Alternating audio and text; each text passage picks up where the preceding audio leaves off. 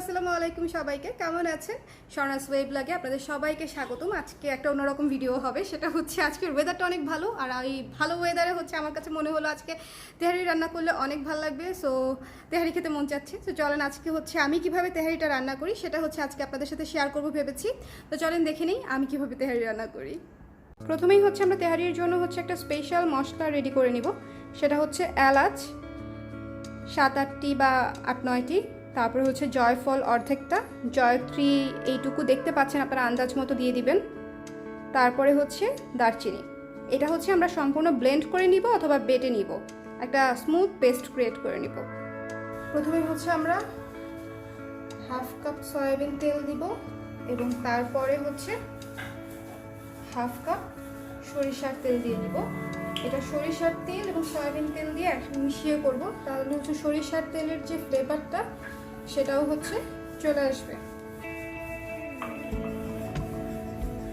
আমরা হচ্ছে তেলটাতে পেঁয়াজ দিয়ে দিব।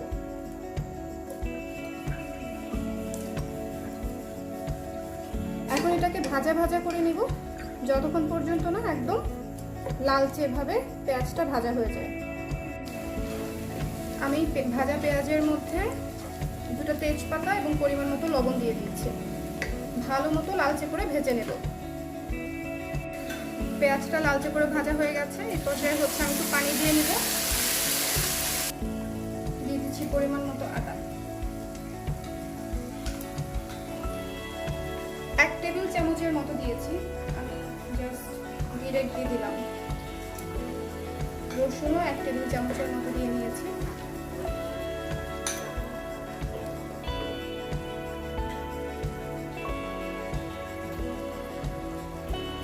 1 চা চামচের মতো লাল গুঁড়ো মরিচ দিয়ে দিলাম। এই যে এই মশলাটা হচ্ছে আমি বেটে রেখেছিলাম, জয়ফল, জয়ত্রী, এলাচ আর দারচিনির মিক্সড। সো এই মশলাটা আমি দিয়ে দিলাম, এটাই হচ্ছে তেহারির স্পেশাল মশলা। এখন হচ্ছে আমি এর মধ্যে মাংস দিয়ে দিব।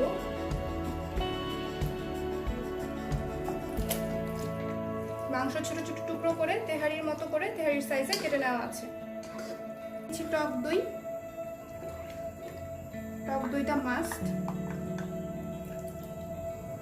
তারপর আমি দিয়ে দিব কাঁচা মরিচ। তারপর এটাকে হচ্ছে আমি 10 মিনিটের মতো কষিয়ে নিব, কষিয়ে পানি দিয়ে যতক্ষণ সিদ্ধ করতে হয় সিদ্ধ করে নিব, একদম সফট করে নিব। আমি এখানটাকে কষিয়ে ঢেকে কষিয়ে নিব।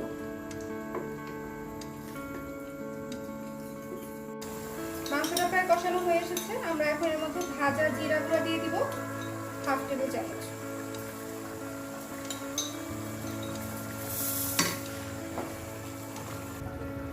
আপনারা দেখতে পাচ্ছেন যে মাংসটা আমাদের একদম হয়ে গেছে। এই যে একদম উপরে তেল উঠে গেছে, তেল উঠা পর্যন্ত ওয়েট করতে হবে, মাংসটা যেন তেল উঠে যায় ঝোলটা শুকাতে শুকাতে। সো এই পর্যায়ে 2 ভাবে করা যায়, একটা হচ্ছে এখান থেকে তেলটা কাট করে আরেকটা পাত্রে নিয়ে সেই তেলটার মধ্যে চালটা ভাজা যায়। আর আমি আজকে যেটা করব, আমি একবারে এর মধ্যেই মাংসের মধ্যেই চালটা দিয়ে ভালো মতো ভেজে নিব, ভেজে নিয়ে একবারে বসিয়ে দিব। ইউজুয়ালি সবাই যেভাবে করে সেটা হচ্ছে তেলটাকে আলাদা করে নিয়ে চালটা আলাদা করে ভেজে নেয়। এই মাংস থেকে তেলটা তুলে নিয়ে তার মধ্যে হচ্ছে চালটা ভেজে নিয়ে তারপরে মাংসটা ঢেলে দিয়ে পরিমাণ মতো পানি দিয়ে তেহারিটা করে ফেলে। আর আমি আজকে যেটা করব, আমি আজকে পুরোটা একবারে করে ফেলবো।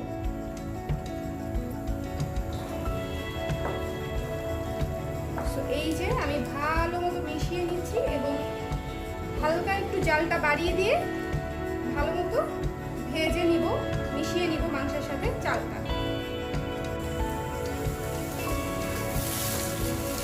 আপনারা শব্দ শুনেই বুঝতে পারছেন যে চালটা কিন্তু ভাজা হয়ে গেছে প্রায়।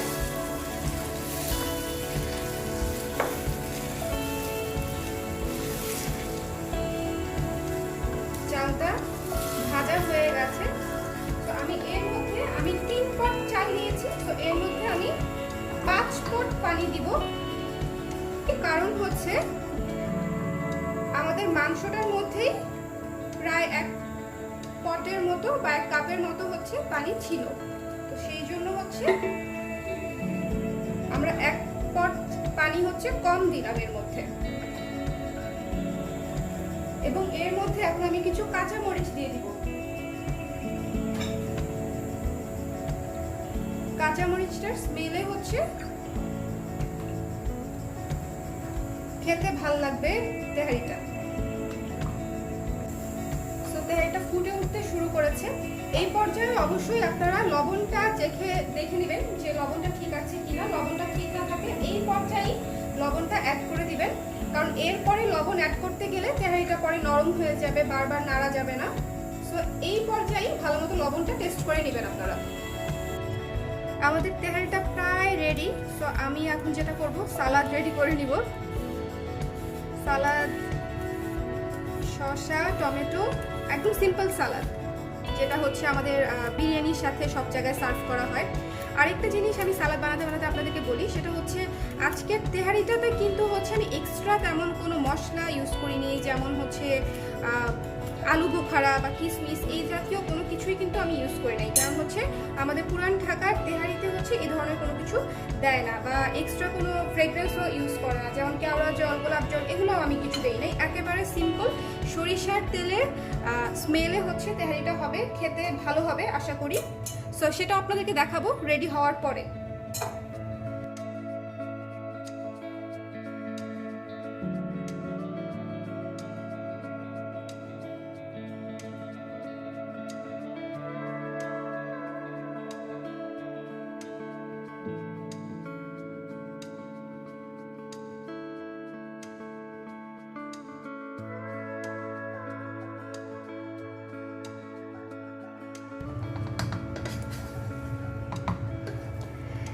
তেহারিটা দেখেছেন কত সুন্দর, একদম ঝরঝরা হয়েছে। আপনারাও এভাবে করলে একদম ঝরঝরাই হবে।